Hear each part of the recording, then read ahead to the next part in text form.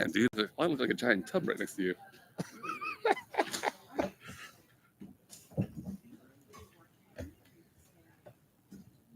Should probably share the.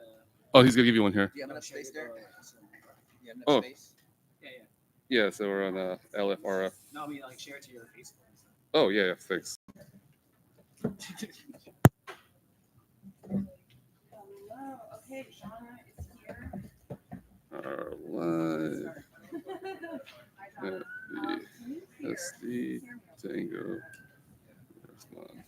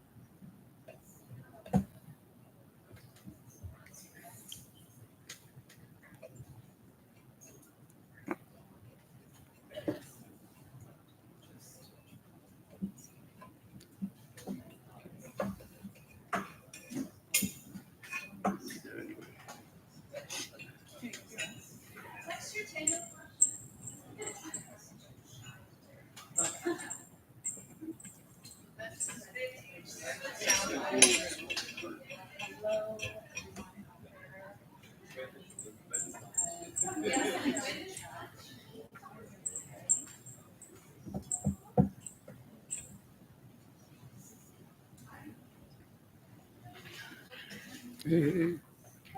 Hello. Yes. Check. Testing. Testing.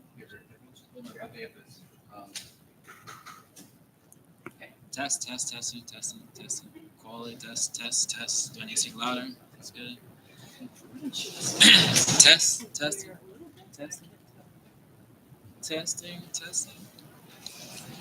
Testing. Test. 5. Good. I need to speak louder. This one. This pace. Testing. Test. 1, 2. You bring it a little closer. And tap on it. Testing. Give it like a good tap. Test. Testing. Test. And give it tap.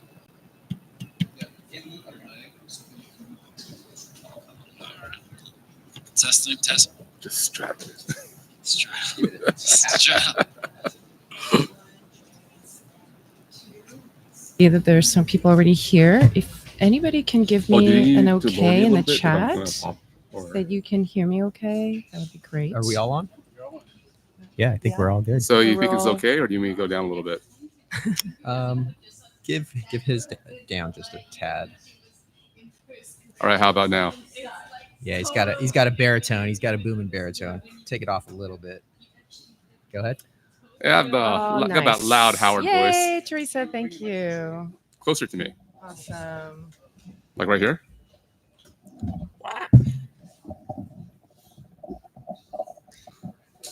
Yeah, you gotta take his gain down a little bit more. I already understand this problem, man. Oh my gosh. It's like, Rob, you're so loud.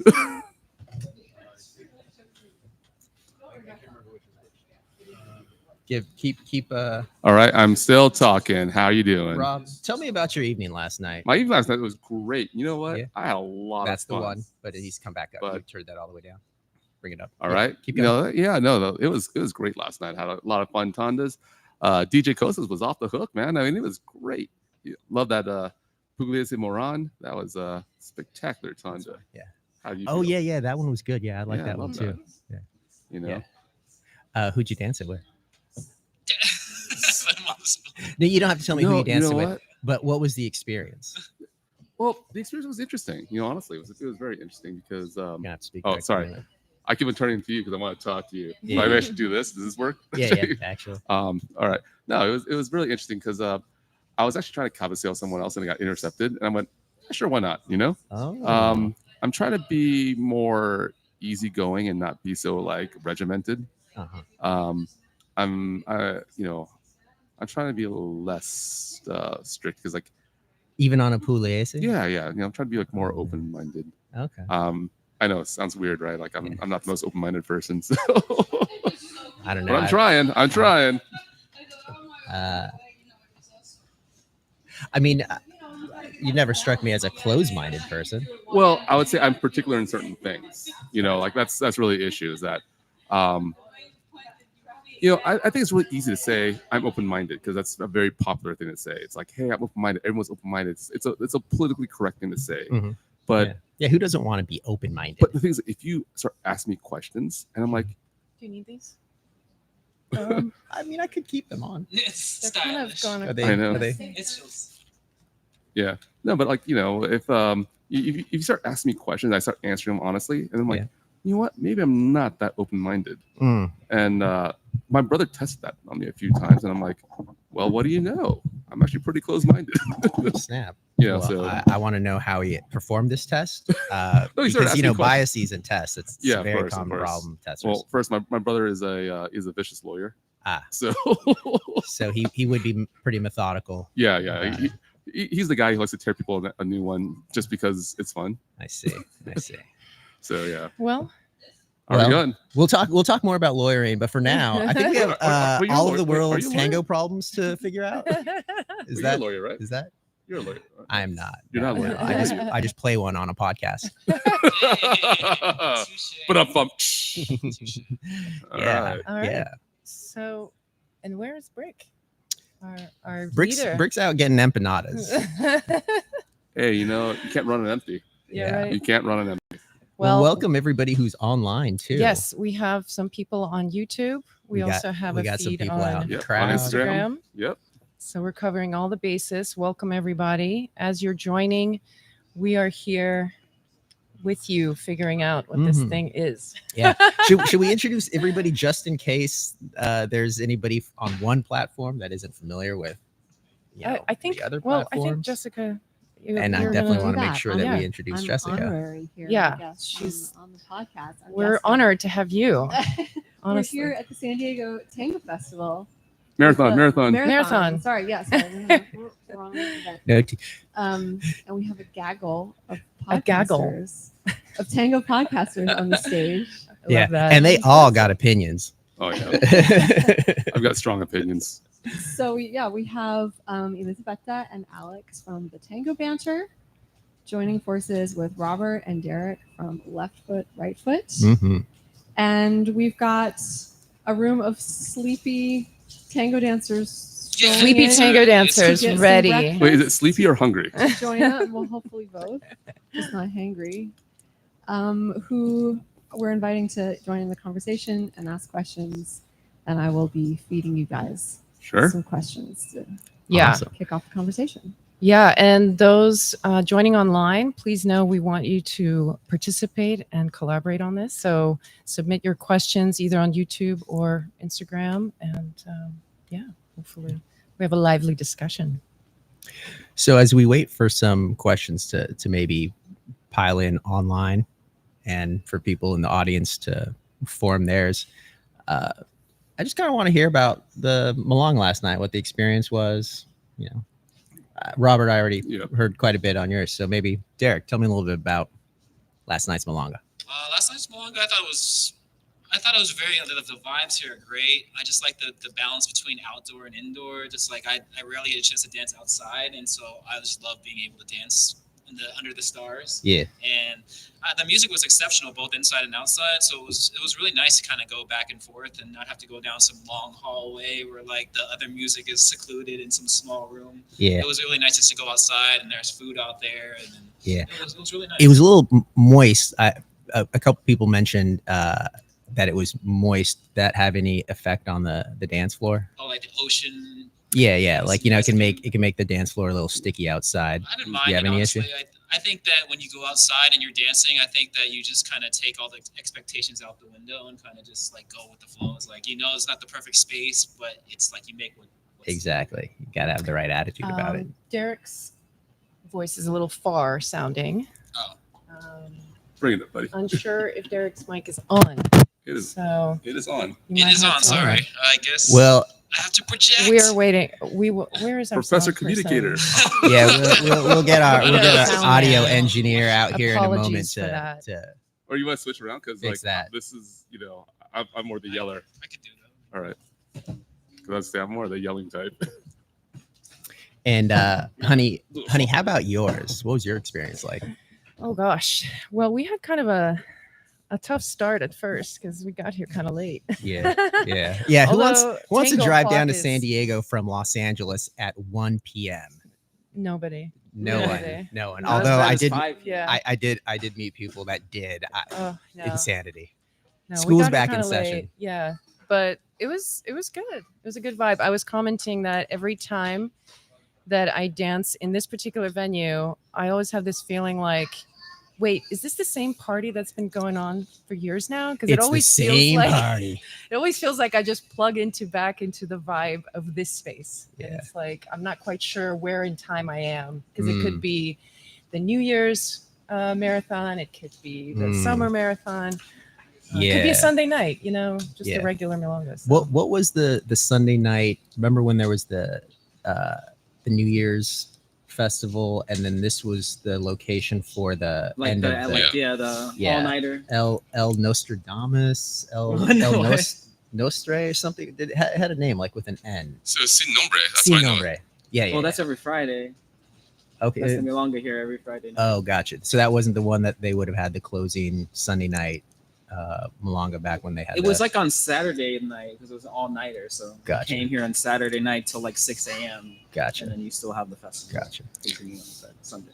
I've had some pretty special tandas. Yeah, in this yeah. place. Yeah. I always feel like the all-nighter here was like it was either you had the best time of your life, you had your best time of your life, or like you had your dreams were just wrecked because it was one of those things. I think all-nighters you put so much expectations onto what all-nighter is, and then Mhm. sometimes if you're not the best dancer out there, Mhm. it can be a rough ride. So I remember that was one of my experiences where like everyone was waiting for like the Dominic Bridge or something, and I'm like, come on, you're really gonna wait? You're really gonna wait? So it's Who's that guy? yeah. Love you, Dominic. It's all right. You really stole my tandas. Oh snap! You're getting into some. This is actually how House of Dragons eventually became for. It's like Really? you start with a little tidbit like that, and 5 years later, Dominic's still referencing that time you called him out on a Yeah. podcast. Oh no. So I don't dominate. I This guy's doubt that. notorious for Okay, dominating. I doubt that. Now we Robert's can't mic edit, is so you're- too harsh now. Oh, I'm too harsh. Should I be here now? Robert is too close. Okay. Please cut the high frequency. It's very harsh. All right. So how over here? How? Yeah. Is here fine? This is the balancing issue I have. Yeah. Every episode. I've got that. Boom. Yeah, we're gonna roll with it. We're gonna Yeah. roll with it though. Okay, Well- it's better now. Okay. All right. So Good. just All far right. away. All right. So, yeah, we do have some questions coming in, but I wanted to maybe start out with some of the questions we had agreed to open with. Yes. So our big overarching topic that we just thought we'd drop on you guys, casual like, Yeah. is if you had to identify what you think the 3 top challenges or issues in social dancing, social tango dancing, Mhm. might be, what would you say? I Well, guess that could be on a individual level, a technical level, a social level, a community level. We got 12 problems to identify right here. yeah. Well, and I also would like to open that up to our online audience, because if something that they think is a really pertinent issue, I would love for you guys out there online, pop it into the chat. So yeah, 12 problems. Here we go. Jeez. Who wants to go first? Robert, I know you got opinions. Let's go with one first, maybe one Yeah. per person, and then we can like. Yeah, Oh, maybe set your I think the hardest thing is finding your place in the community in social dancing, because sometimes, even though you're working on being a good social dancer, there's like almost like a political hierarchy, like who's the organizer, who's like I'm not saying you should be a social ladder climber and you should try to find out who's who, but sometimes not knowing who's who goes against you. So I think understanding kind of like the landscape is difficult, especially as a beginner, because you go in there thinking everyone's holding hands and singing kumbaya, and I don't think that's the case. It's not. It's like that scene in Mean Girls when she looks around and everybody turns into an animal. It's high school, right? It's chaos out there. Yeah. And there is maybe I don't know if social order is the right term for it, but you're in an environment with other thinking human beings. Yeah. And you're all striving to get something. Maybe if you're trying to get dances, and it's not necessarily something that's going to come super easy, and so that creates differences in how successful one might be if you define that success as getting certain kinds of dances or dances with certain people. Yeah, no, that's a tough one. I guess to me, I think the biggest issue is how to rebound from the pandemic and the kind of gap that we lost with like new people in tango or first year tango dancers that kind of are getting in the scene now. There's such a huge gap that we just missed out on. We just missed out on like 2 or 3 years of like newcomers starting to get more experience. And I feel like that void has yet to be really filled. And to me, that is the big problems, attracting more people to the dance and tango and filling that void that was missed out because of the pandemic. Mm-hmm. So you think that there's so that like what's a lasting effect of the pandemic that is diminishing the experience for people today? Just because there's such a disparity, right? We just missed out on like that huge class. It's like imagine a college that just missed out on 2 years of freshmen, and now you have a bunch of like, juniors and seniors, and then there's like nobody in the lower, division classes. Gotcha. Yeah. Yeah, that's an interesting thing. I mean, like lots of, I'm a LA County lifeguard, and 22 years now. Wow. And so there were classes that were canceled, and so that has an effect in subsequent years because that rookie class that comes in, you don't have them now, and so you have issues with staffing shortages. So many different kinds of fields that may experience that. And also, I think that kind of plays into like the community supporting itself because, I think the wider the experience gap is, the harder it is to actually go out there and support I'm others. sorry to interrupt you guys. There's still mic issues. Sure. So you and closer, further? Lynn Earls is pitching in. Her advice is to share a mic between you guys because there's something. This is a bad mic. Maybe Derek and Robert can share a mic. So let's try that. So we're going to try sharing a mic and see if the audio is a little bit better. Thank you so much, Lynn, for stepping up. It's always, I know, we need all the support we can get. And if anything, maybe, kind of like lean into that puppy. Yeah. I'm more comfortable this way anyway, so I'm actually looking forward to you guys. So, okay. Yeah. Did you have one that you would like to share that you think is? I guess the economics of tango.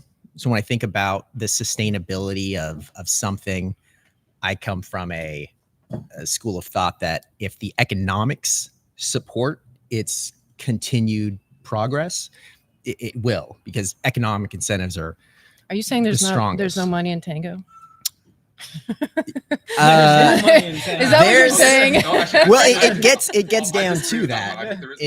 There is money in tango. The issue is there enough money in tango, right? And to the extent that there's a lot of like the sense of like community, that's great, but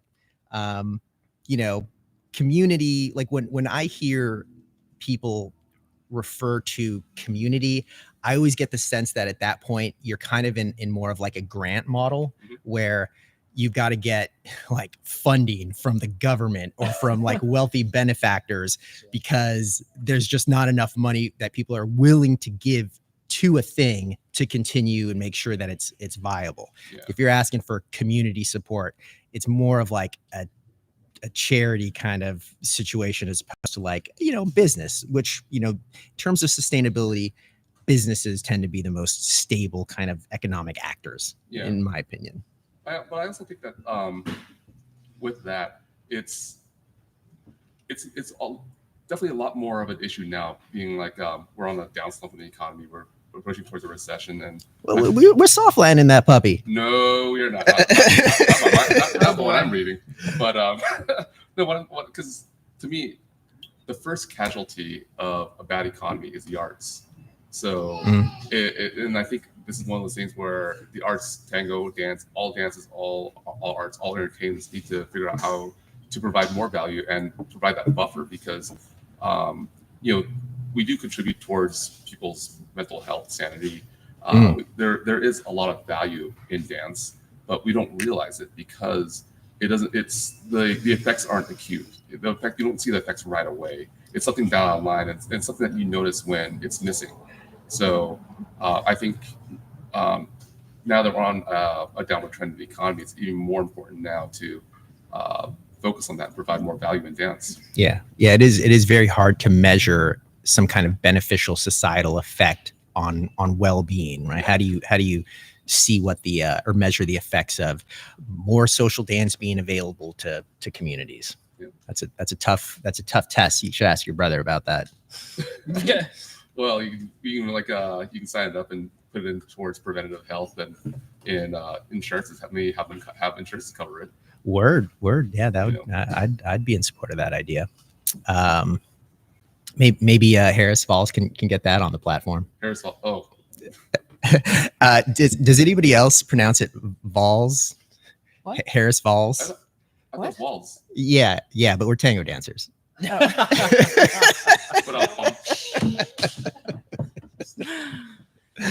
Honey. Yes. What do you Okay, it's think? my turn.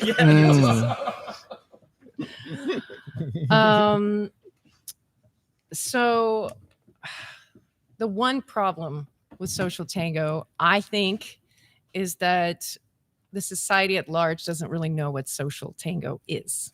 Like It's a marketing people problem. outside tango, they might have a conception of tango from movies, from Dancing with the Stars, from the media, and they might have opinions about whether they fit into that based on their body type, their age, and what is put out as Argentine tango a lot of times does not resonate with a lot of the contemporary audience. So I think there's that gap that exists between the world out there and what we think tango really has to offer. So a lot of it, I think, depends on how we as a community, as social dancers at large, choose to portray tango, choose to share it with people. And I think actually one of the questions that just came in, because a lot of the people who are joining, one person said, they're a beginner, they just started. And they had a really interesting question. They said, I'm a trained musician. And so I'm used to reading the music and relating to the music through sheet music. But now that I dance tango, it's like completely different ballgame. Like how do I reconcile that? And it's such an interesting question, right? Because how do you explain that to someone who's just starting, not someone who's been, dancing for a while and got indoctrinated into what the orchestras mean and what the golden age is?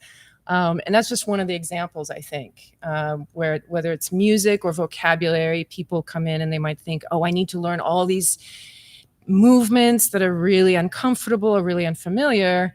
Whereas at the end of that journey, they realize you don't really need to know all of that. Yeah, that's so the bench. I think it's kind of high. The benchmark is set pretty high for people entering. So I would say that would be my first sort of issue. It's like tango's so infinite in what it can do and what it can provide and what you can dive into that it presents a real problem for beginners, because where do you start them in their journey? Yeah. Right.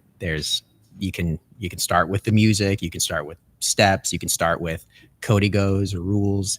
And so there's just three right there that could like completely overwhelm somebody who's just coming in and thinking maybe that Dancing with the Stars is what they're going to experience. Yeah.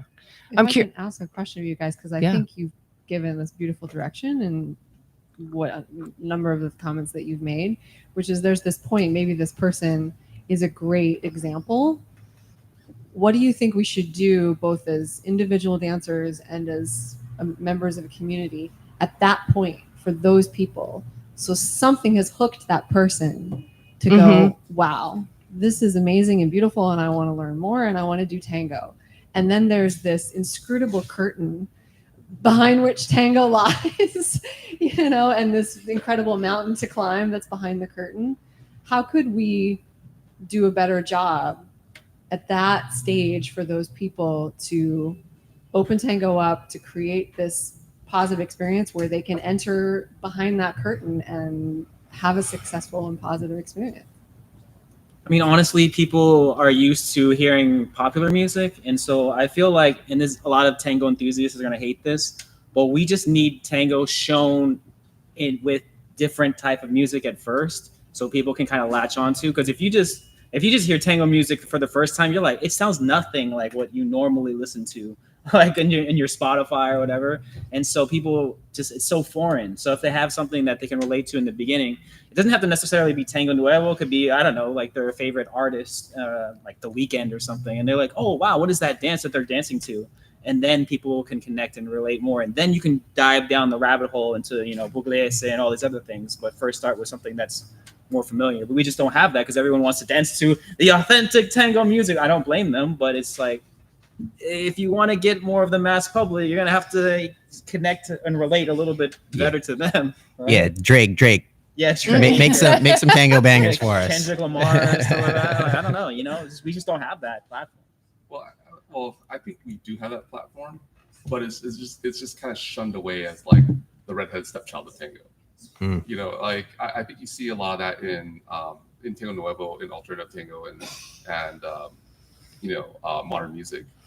So like we have the modern music milonga, but it's just, I mean, it's once a month, and the people who show up there, like, they do what they do, they love what they love. But that's a social event. You need something that goes on the platform, or like the outside of the specter of that. Yeah, that's not bad. Yeah. Okay. Well, I mean, then you do have like Instagrams of like urban tango, but that's more Russian based. No. Well, it's there. No. Urban tango. Yeah. What do you mean? What do you mean? What do you? I mean, yeah, Russian based. What do you mean? They have like urban tango like competitions. They have like somebody will visually see and then go, hey. She doesn't care. It doesn't look that interesting. It doesn't, you know, and I'm all like, oh, look at those lines. Oh my God, look at that little detail. And to her, it's a blur. But then I show her a video of, you know, somebody I shot dancing at the milonga, and it looks like a regular person, and they have facial expressions, they're smiling, or if something is happening that's more like real and emotional, that's what people resonate. And, you know, I think that's what moves people. So if we can show that to people, I think that will do a lot. That's interesting.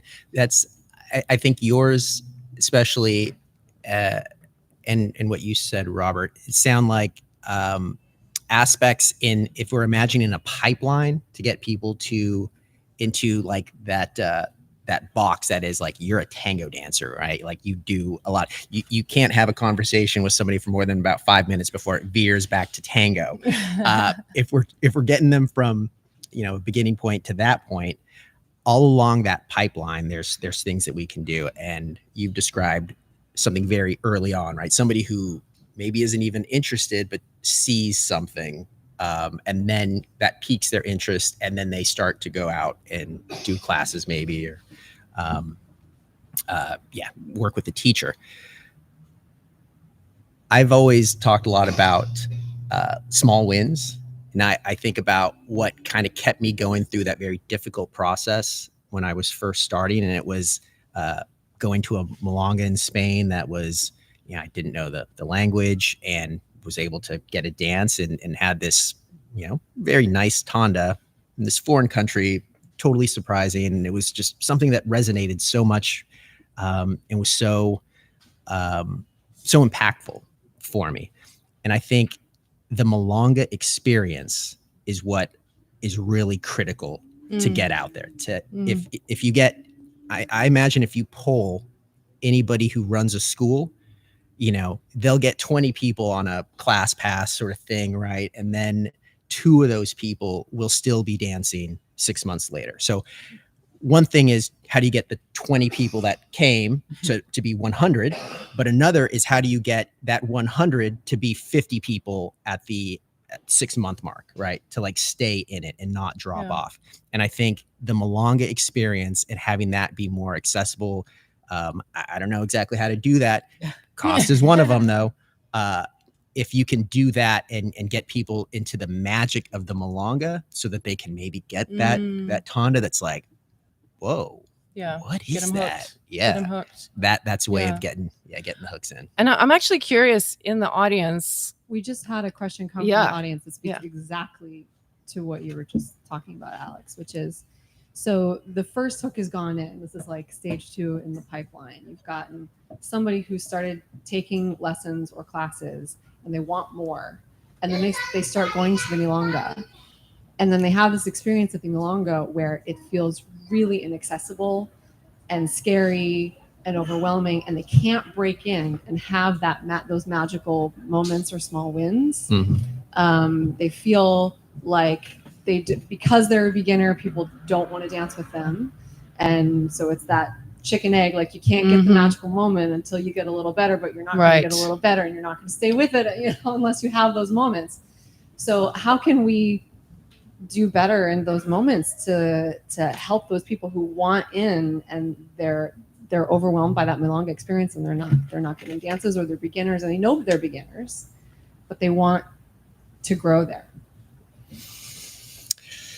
I know you got an opinion on that, Robert. I do have an opinion on that. I'll let you speak first. Yeah. I No, yeah.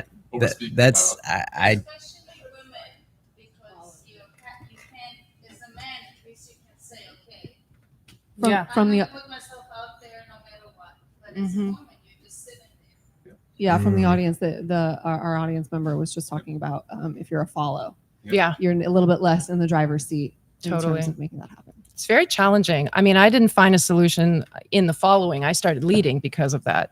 But I also had that same issue where I found myself sitting and waiting. And in my mind, I'm like, I think I'm pretty good. What's wrong with me? Like, I've been dancing for a while. I can follow, but like still having those experiences is pretty tough. So yeah, it's an ongoing struggle, I think, in that way. The Because problem it's we need so- more leads, yeah. actually. Huh? We need more leaders. That's the thing. If we had more leaders, it would benefit so many of the followers that are sitting out waiting for dances, right? Because you'd have more people to pick through, right? And so if we had, I don't know, but does it mean just because we have more leaders, does it mean those leaders are willing to dance with beginners who don't know that much? Like, we can't guarantee. We'll just have more leaders who don't like dancing with beginners. So it's like, yeah, what's the medicine here to create an incentive for somebody who's an advanced dancer to dance with somebody who is not an advanced dancer? And this came actually from a student a while back who shared, this is a woman, an older woman, and she said, I started using this as a strategy. Anytime there was a newbie leader in the class, I would make sure to be really friendly to them and dance with them at the beginning a lot, so that then when they got better, they would remember me. And in fact, she got this advice from somebody in Buenos Aires, from a guy who told her that's what he experienced. He's like, I always dance with all these ladies who danced with me early on because I feel like, I'm friends with them. And so if there is an incentive that's created that's more natural, kind of organic for more advanced people to interact with beginners, I think that it has to come from a place like that. It can't be imposed, And so it's like herding cats, right? So the incentive is that from the leader's perspective, if you take more risks on beginners, or like, let's say people who are sitting mostly, and so you're not quite seeing them dance, if you take more risks on those, what might happen is it comes back to you at a later point when some of those experiences, some of those beginners eventually become very good dancers, and then You're asking me? You're clear. Okay. I want to understand. This is a setup where like she's going to classes and there's beginner leaders coming in. And so she made it a point to like make sure to dance with them as they're learning. Gotcha. So it's that a follower who is. She's a follower. Yeah. She's a follower. So this was her long-term strategy. And she said she's been doing this for years. So that now whenever she goes out, she just knows people that have come through the ranks who are her friends. And it's like, I think people are much more likely to dance with you if you're friends with them, right? If it's just a beginner who you don't know, people are more reluctant. But if there's that personal connection, and maybe that's another solution, like to create opportunity for people to connect off the dance floor, like not make it all about the capaseo where it's all really like, high stakes and it's 12 minutes. So we have this long-term commitment, can't dance with everyone. But if it's off the dance floor, there's opportunity to talk, to introduce each other, to just have this more sort of human connection. I think that can help a lot.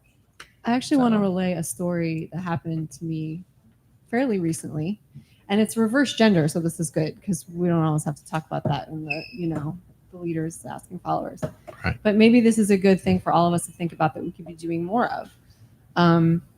So I was at a milonga in my community, and a friend of mine who's a leader who I love dancing with, and we have a friendship and a dancing friendship, introduced me to a new leader in the community who was quite new, learning tango, and just socially, so in a friendly way said, "Oh, this is so and so," and I had never seen that person and met that leader, and then so I made a point that evening to, again, even as a followers have power in cabaseo too, to find that new leader and cabaseo him and dance with him.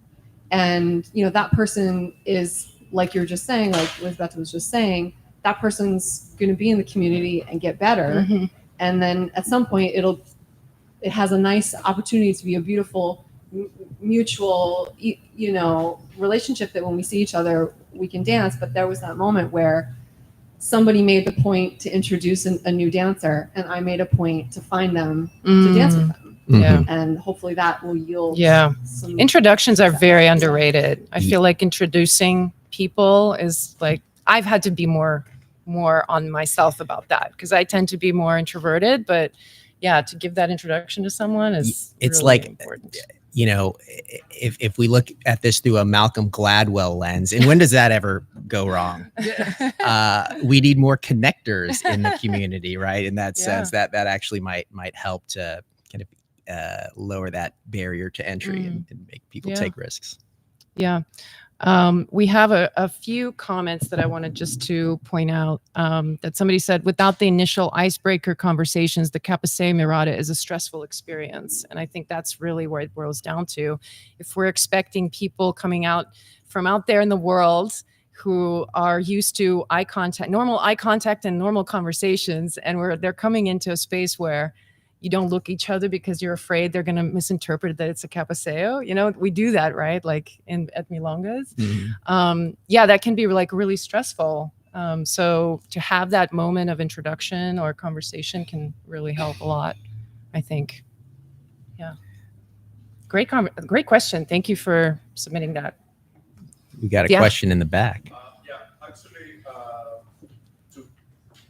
we're going to get you into the mic here, so that you're on the broadcast. I'm on record. So listening to you all, I want you to address expectations, because you are all teachers, organizers, good dancers. So when someone new arrives in the community, do you explain or do you set the expectations for them? And the reason I'm mentioning that is when I started, for example, my teachers, and every article I read about tango, they were saying that for a leader, it takes 12 months to break in. Wow. Maybe 9 months if you are like coming from a similar background. We can debate about that, but from personal experience, it was like that. It has nothing to do when you decide to go into a milonga, but it's more like the expectations were set to me not to fail, but to succeed. So one is expectations, and the other one is tango education. Mm-hmm. Because what you are discussing about welcoming the beginners, dancing with beginners, right, is like, how do you educate the new people that when you go to a milonga and people don't dance with you, it's not personal. Yeah. When I went to milonga and basically I put my shoes on, waited for 3 hours, and then left. No, actually the organizer said, Costas, we went through the same thing. Come back. I said, okay, it's not me. Everybody has gone through that. So let's go back and take a class. Yeah. So expectations and tango education. What do you have to say on that point? Because I think those two are really critical. So people don't complain about it. Yeah, right. Yeah, that's it. I think of it kind of like a sales question, where do you want to kind of explain all of the great things that you might do as the person selling, or do you want to identify the one thing that's important to that person and just stay there and make sure that they feel like, oh, their problems are heard and solutions are presented for that specific problem? You can get into, oh, it's 12 months for you until you're like really kind of good out there. That's one way to frame it, but who's going to want to go through that? Like you're not selling them on the idea that like you can have a great time from your first get-go, right? And how to help them to have a good time instead I'm curious, of focusing Costas, on the 12 months. was this in the States that you started? Yeah, this is really common. It's common, yeah. Why would you want to sell that in one class you can go out and have a great time? Right. You're going to have a great time for 6 Yeah. months. The same way people who have been dancing for 5 years, you can make it fun for your students in different ways. Right. That's We might want to discuss, if I am honest to my student, there is no money in that. Yeah. Yeah. It takes a sacrifice. I think a lot of people, especially in tango, they say that they want something, but then when it comes down to actually doing it, it's like, well, I don't want to make that sacrifice. It's like we all know that maybe like a half an hour, if we had like 2 song tandas, that would be better for everybody to rotate and find each other. But then the people that are hardcore tango people are like, I don't want to do 2 song tandas, it's too short. What if I miss the first song and then I'll have to dance another tanda? So it's like all this stuff people virtue single, like, yeah, we should do this. They should teach navigation. But then when you do it in your class and your students complain, what are we doing? Nobody wants to teach navigation because it's boring, but then when it comes down to all these things that we find that are so important, when it actually comes to making those sacrifices, people rarely want to do it. That's my experience. It's just they don't want to make the sacrifice, but they'd rather complain about that thing that they want to do, Yeah. Yeah. Also, I think the other thing is, we talk about, dance with beginners and like the expectations, but sometimes I think, from my perspective, because I've been a host for a while, I put a lot of onus on the host and the milonga organizer. And the reason being is because, no one wants to say they're running a business, but they're running a business. So, so it's like, how do you keep your client satisfied? How do you keep them happy? How do you keep them coming back? It's not necessarily, here's the timeline. It's going to take 12 months. Sometimes it's not necessarily even about tango. It's like, from my experience, running milonga, most of the time it's addressing that someone's there, because a lot of people go in there and they feel invisible.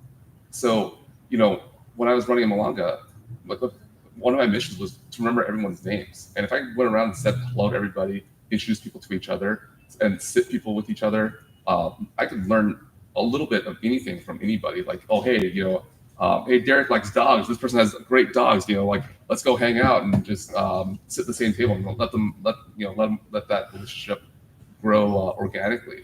But I feel that a lot of organizers, yes, it's more work for them, but in a sense, it's their business. Even if it's a house party, wouldn't you want to have a house party where everyone's having a good time? Like, no one wants their friends to go by. It's like, oh, do I really have to go? I guess we should just show up because we're supportive of someone's birthday. It should be fun for everybody, and they should really want to come on out. So I put a lot of onus on the host to really make those things happen. When I think of that 12 months, what are we actually saying if the advice we're giving is it's going to take 12 months until you have a great experience? I just don't. But I don't think that's what Costas was saying. I think he's saying the teachers told him or gave him this sense like, look, there's nothing wrong that this is taking you a while. I think that's what you're sort of pointing out, that if you were to go in there and then it didn't work, you would feel disappointed and then you would possibly leave. But somebody comes in and says, you know what, it's okay. It actually, that's how it's supposed to be. Then it feels like, okay, I'll keep going. And I think that's the thing that's really important when I work with beginners. A lot of times I'm just reassuring them that what they're experiencing is natural. It's natural not to remember anything the day after you learned it. It's natural not to remember it when you get on the dance floor, or to get confused or not understand something. So it doesn't matter whether it takes 12 months or 2 months. The fact is, like, it's like getting people to understand right away what's at stake, what's it going to feel like. This is not going to be comfortable. Sometimes it's going to be confusing.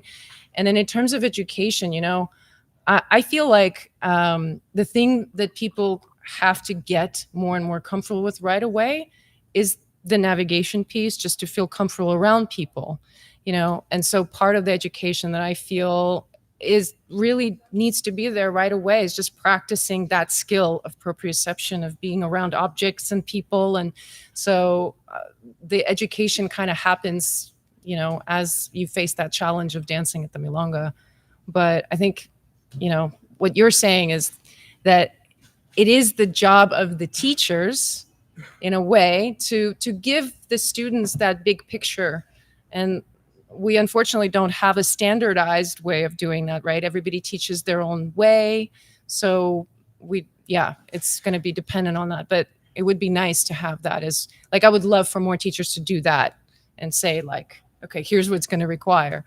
So Yeah, the education can mean many different things. Like you were talking about, like what's actually taught in class. But I think there is something good that every experienced tango dancer can provide when they give perspective as to what the experience is going to be like to a beginner. Your 12-month example, right? So that people aren't demoralized, that they kind of understand what is this high school experience going to be like. And then beyond that, a really good education would be sharing with other people how to be more effective at getting dances. Like that's an aspect of education in tango that might not be best suited to come from a teacher to a student, but rather from just another person at a milonga to another person at a milonga. So newbies need tango mentors. And I think some a whole village. They need a whole village. Get that naturally in terms of your connection. And then some people may not, and they feel lost and demoralized and invisible. And then we just hope that they stick around through that to make it through that. But that's kind of what you're saying, right? Yeah. Well, I mean, I think of it as like an ecosystem, right? Everybody is a different personality. We have extroverts, introverts. Yeah. Actually, what I find really effective are like hangouts after class. You know, sometimes, like I remember back in the day where after a workshop, someone would just go, "Hey, we're gonna have pizza," and then everyone goes and has pizza, and then they hang out, they start chit chatting together. And it doesn't matter if it's like someone new, it's just if you took that workshop, if you took that class, you're automatically included.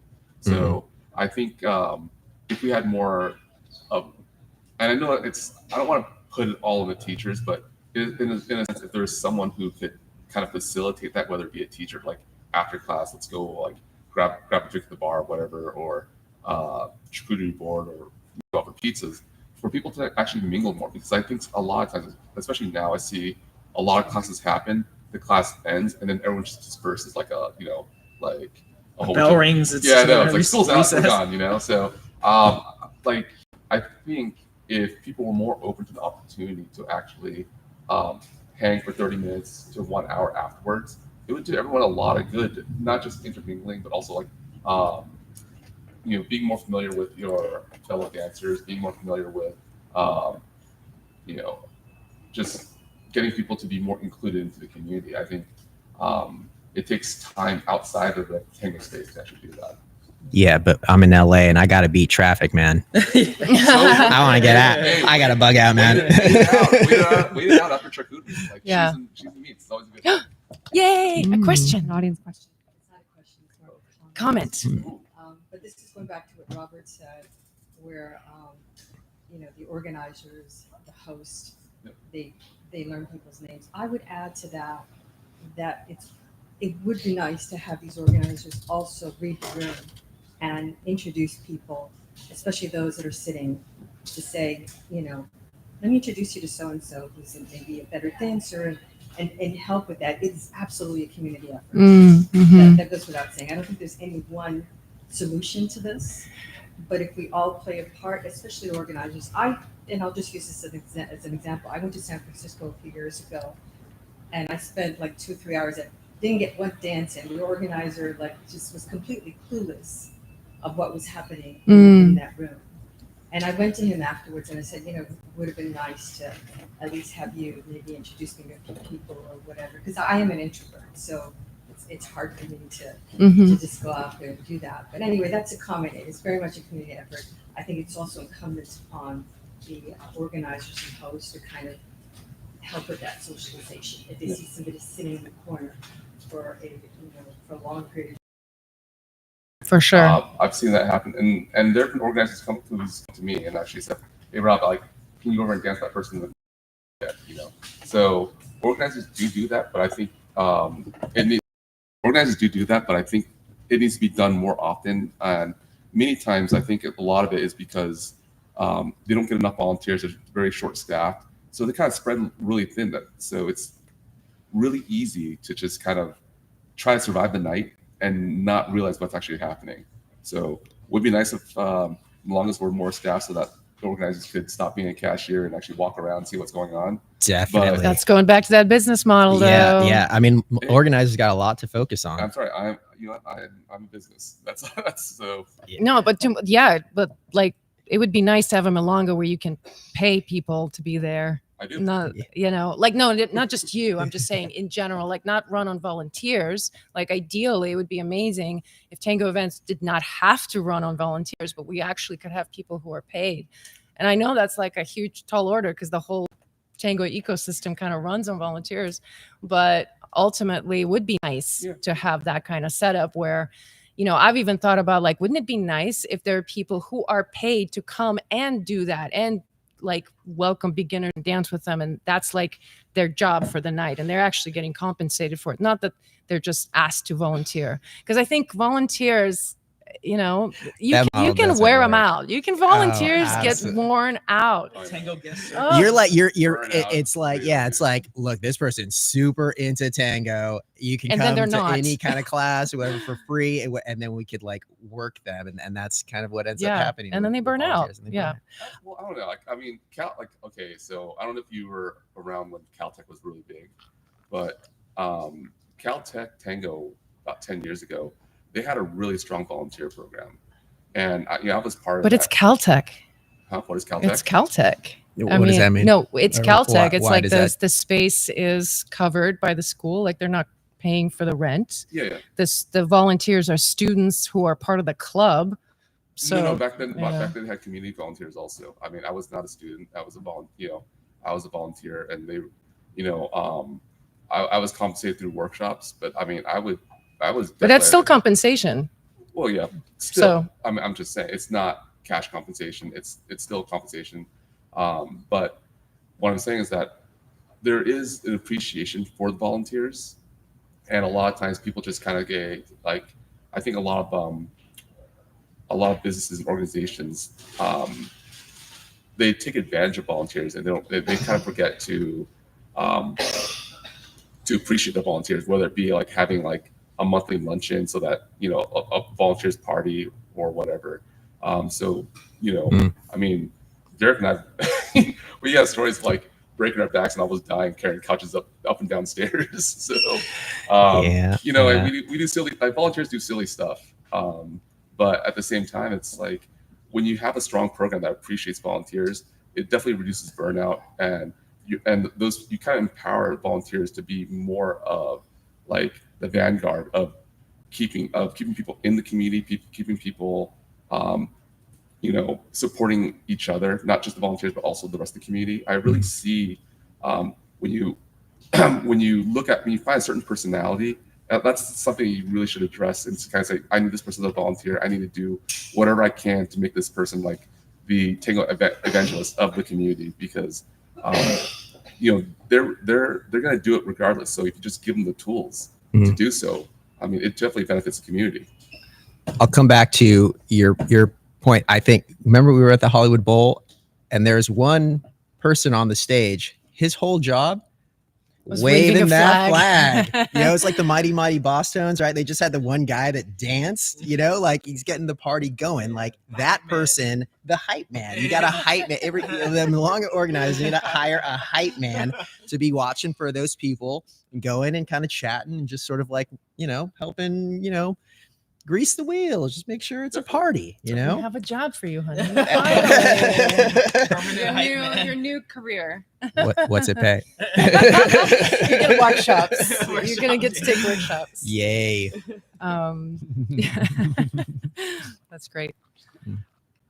Did you want to come back to? No, that was that was it. Yeah. Yeah. Mighty Boss Tones. Yeah. Dude. He's actually you know the story about that one?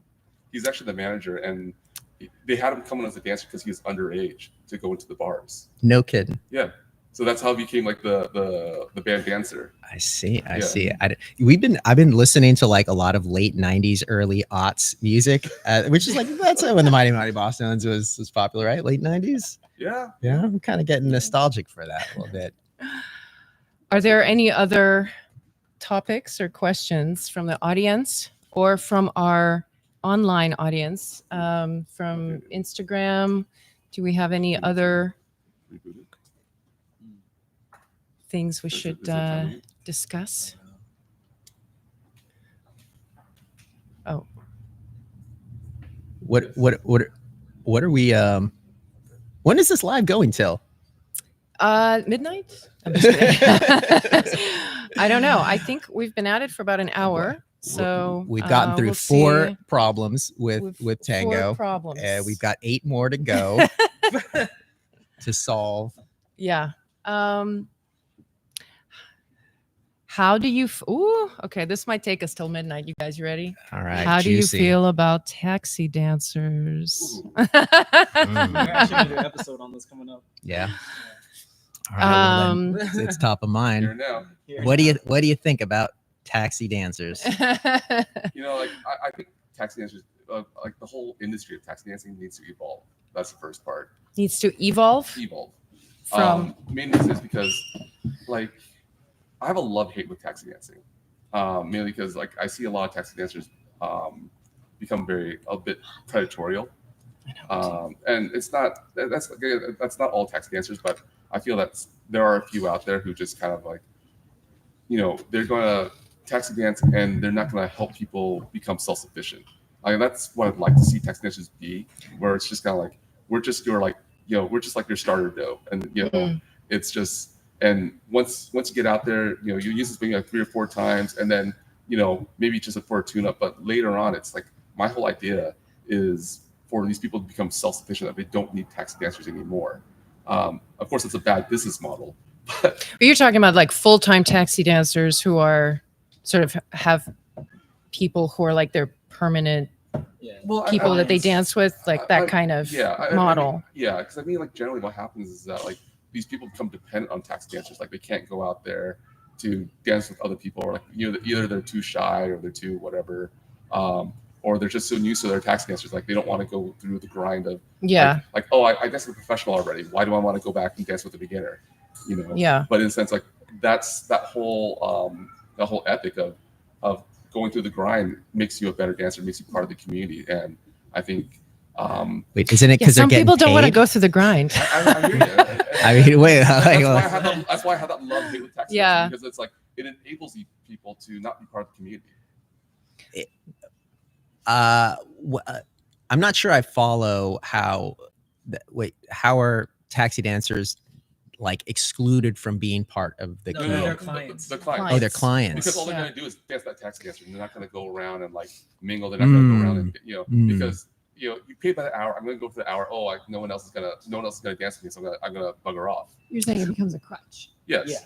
Gotcha. Yeah, because it's possible that you could get some, and sometimes I've talked to people who, have described a milonga experience where they sat for an hour, eventually danced with someone, and then they danced the rest of the night because they're really, maybe they're good, Spark plug. Yeah. right?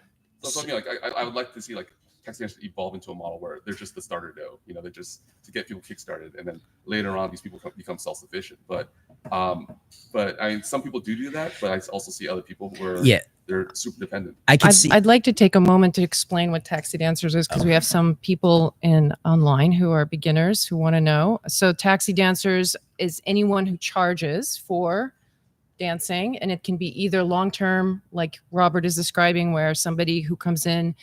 I hear a lot of ballroom dancers take advantage of this. So a lot of ballroom dancers come into Tango and they hire a taxi dancer, and then they go to a milonga with a taxi dancer, and they'll spend the night dancing with that taxi dancer. Or you might go to a big event like a festival, and there might be a crew of dancers that will dance with you for a fee per tanda. So that's another model, which I think that model has a place. I think it does fulfill a need. And it can be a solution for that problem you're describing, right? Where you're like, I'm sitting, nobody's dancing with me. Well, at least you have the access to pay for a tanda if there's a taxi dancer.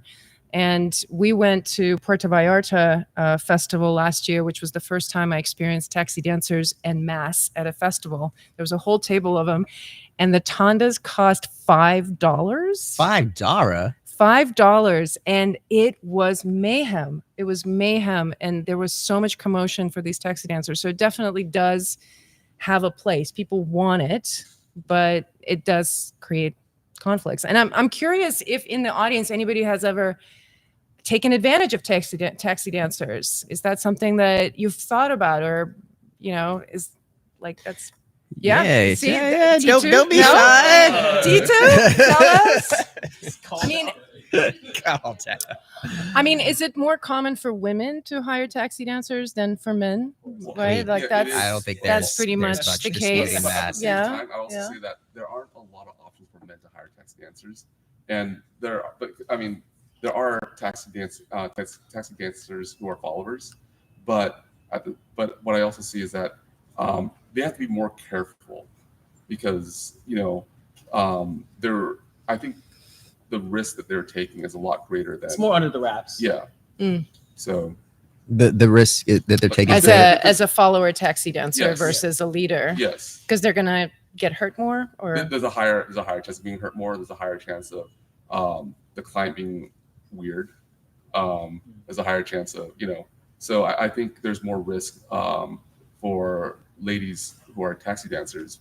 So they don't necessarily advertise their services out to the public. It's more I mean, I don't see taxi dancers advertising their services in general outside of like promotional stuff around like the SoCal Championship. When you see the menu of taxi dance, I don't like see any taxi. I didn't even know there were taxi dancers in LA for a long time until recently, because they're there in plain sight, but it's not like it's written all over their face, right? I just noticed that there's some dancers who only dance with specific people and nobody else, and I'm like, why is that? And then later I learned. So yeah, I think we don't really see that kind of marketing anyway. I mean, maybe we can talk about economic systems and like methods of redistribution of wealth, because if there's a cut that's taken by the organizer for some kind of service that people desire because they want dances, that could help kind of like buoy the business model of right. Just trying to give Harris Falls a couple ideas, some things that on the platform that might resonate. Told, like at Tango Meal, I actually had like 5 guys that I that I would compensate outside of to actually go around and dance with people who weren't dancing. Yeah, that's great. You filed their 1099s. He gave them Tango workshop. Let's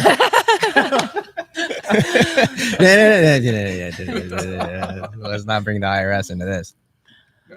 So no, I mean it's possible, but the other thing is also like, in that instance, especially at a local milonga, like, you don't need a professional taxi dancer. You just need someone to just get people to walk a lap or two. It's not. I mean, some of these people, they just need to be. They just need to be acknowledged. And that's all it is. It's not. They don't need to. Do this like 14-point turn, whatever, and like have a stage performance on the dance floor. I mean, there are people who can do that, but it's not. I mean, at bare minimum, they just want. Yeah, they just want to get out there. Yeah. Get out there and be somebody. Yeah. So we've solved it. We've solved Tango's problems. Is that it? All I right. think we did it. No, We we got- just talked about Tango's problems. Solving is the execution is something very, very different. All right. Well, let's see. What We got- else? Any other problems you think are solvable In the next 15 In minutes? 5 Next- minutes, can you solve like a Rubik's cube? You know, I don't want to say solve, but I think there's like a mantra that I kind of go by, and I think, you know, and this is coming from a leader's perspective. Okay. That especially in the mansplain it to me. mansplain. Hey, it's leaders. It's, you know, ladies lead too. So Yeah, it's not mansplaining. Yeah, and some dudes follow. Just letting everybody know. Yes. But what the mantra I have is that especially in the beginning, I was so focused on what to do, like, you know, and I need to be more interesting, and to be more interesting, I need a greater vocabulary. I need, you know, X, Y, Z. I need the whole kitchen sink, and then I would throw out the kitchen sink there, and it was terrible. But I think a lot of times as guys, we focus on what to do and not how we do it or why we do it. So I think we focus on how we do something, the most like benign, like straight line, just one step forward, could be the most wonderful thing possible. If we actually did it with intent, did it with thoughtfulness of our partner in mind, and, you know, and it's not about this vast vocabulary that seems to be sold in Tango, where you have to know, like, I mean, everyone's chasing back cicadas. Everyone's chasing cicadas. Yeah, It's like, yeah. Why are we doing this? When It's so similar to like yoga, Yeah. in that, you know, sometimes I'm doing a down dog and I feel like it's the most perfect down dog. I can see the triangle that my body is creating. Yeah. And then you get that extension from your pelvic floor. right, to, exactly. you know, I'm seeing that. I'm pop out feeling a little like bit. my hamstrings. Most times I'm just in a down dog, kind of like going through the motions. And Tango is like that a lot of times. You know, I don't know what the percentage breakdown might be, but a lot of times I'm kind of going through steps where I just sort of do moves and I'm listening to the music, dancing. And then every once in a while, there's something that's changed or shifted, and every step is its own kind of yoga pose, Yeah, right? And the definitely. connection of each step is you know, the connection of the asanas.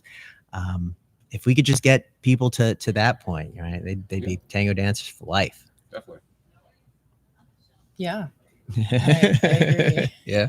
Yeah, you gotta get that. You got to do high. yoga every day. You got- That's what they tell me. So tango every day. Yeah. Yeah. Hey, tango every day. Where's that from? What?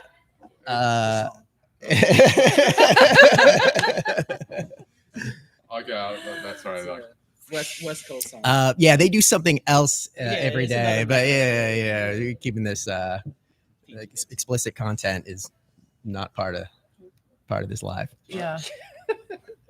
unless you You want may it to not be. know, maybe. I mean, maybe. what? I mean, maybe Well, afterwards. Yeah.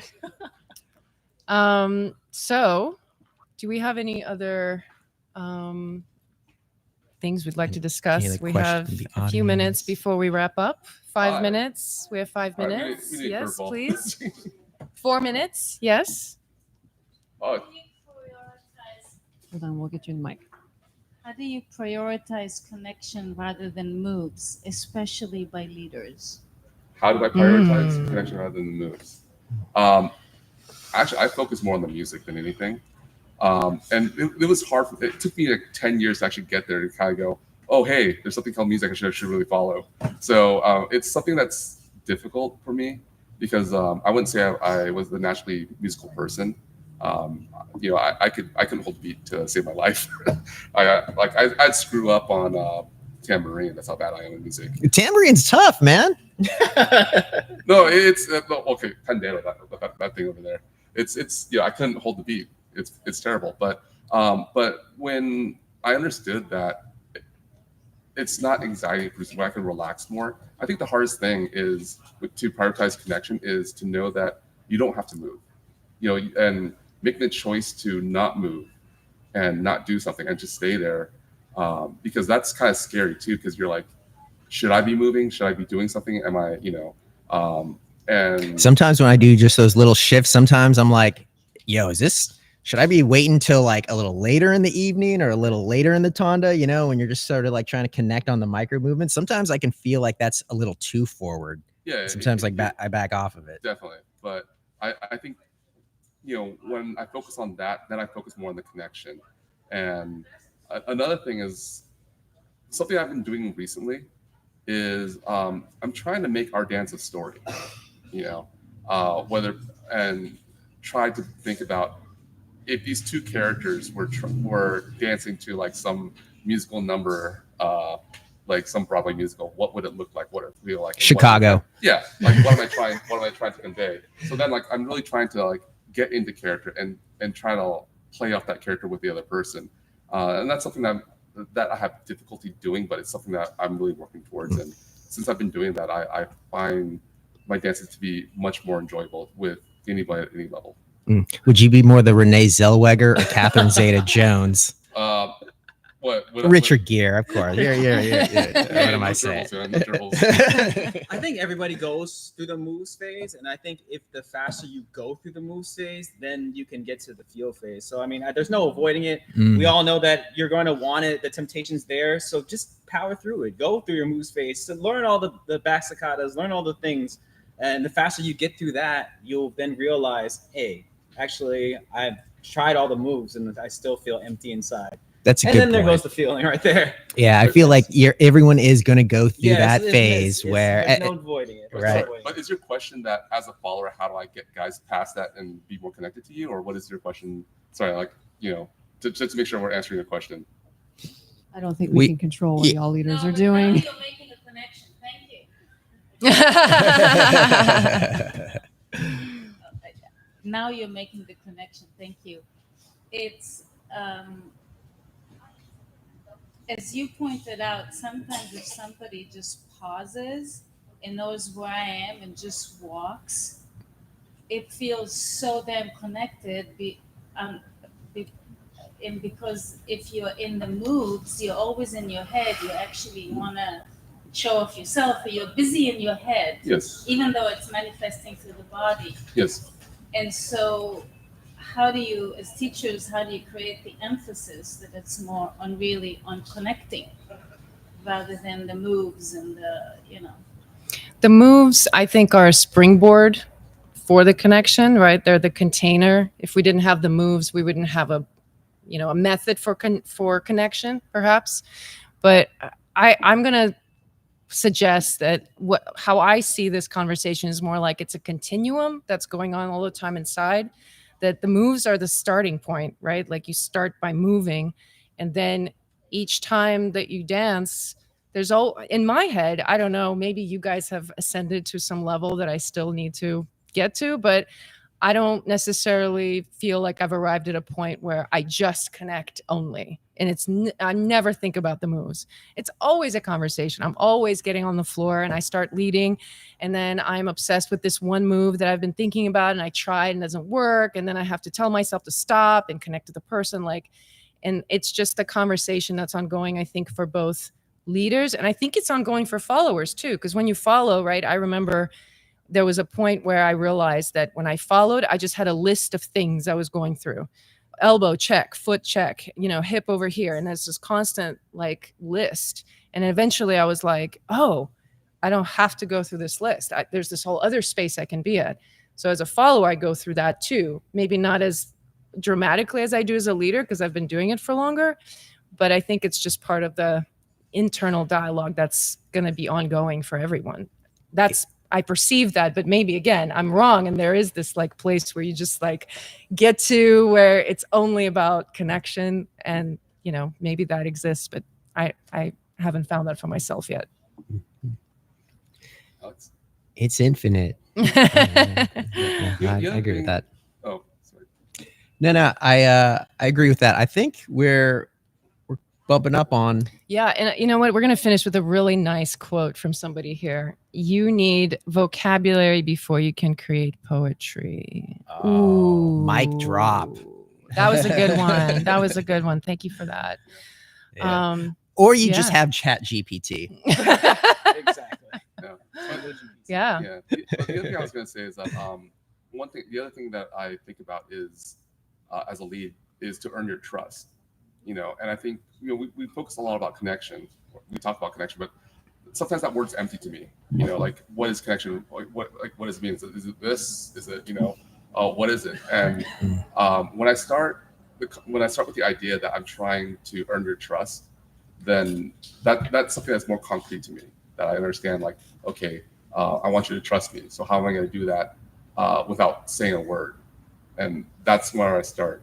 The other thing in practice that I'll do about connection is that I won't dance tango with my partner. I'll, sometimes we'll put on music, and a lot of it is just about acting a scene or acting something, making up an idea. And when we do that, we end up being more connected because we're not bound by tango to act in some image of tango. Hear, hear. Yeah. All right. This is Well, fun, guys. Yeah. On that note, Yeah. thank you to Yeah. everyone here Thank you, and to our Jessica. online Thanks audience. for being here. Thank you, Jessica. Shout out to Having Brick you. real quick for Yeah. helping with all the Setting it all audio up. technical Yeah. issues. Making this happen at the marathon. And yeah, thanks for joining us, everyone. And And this we'll is see DJing. you. And I'm Oh, yeah, DJing. yeah. Let's I'm get to DJing dancing. next. Yeah, All right. let's get to the party. All of you out there on YouTube. Thanks, y'all. See you soon, everybody. We're back online next week for my live. So see you in the group. All right.